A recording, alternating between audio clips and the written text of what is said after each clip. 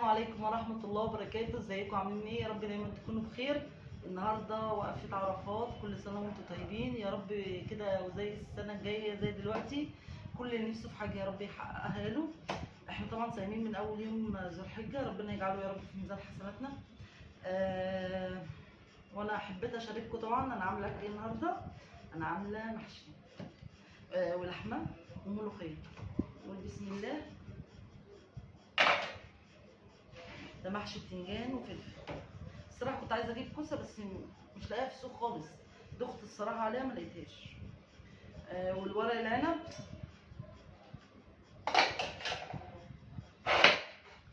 ورق العنب اهو بسم الله، وفلفل.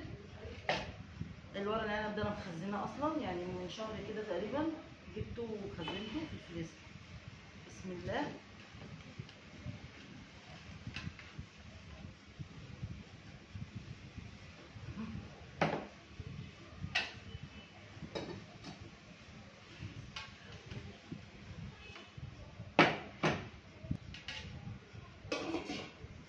الملوخيه،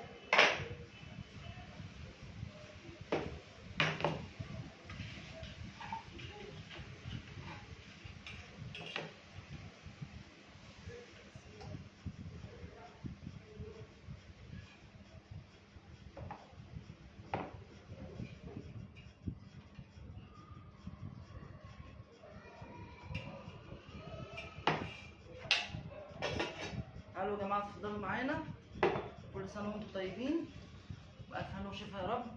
اشوفكم على خير، ما تنسوش تعملوا سبسكرايب، والسلام عليكم ورحمه الله وبركاته.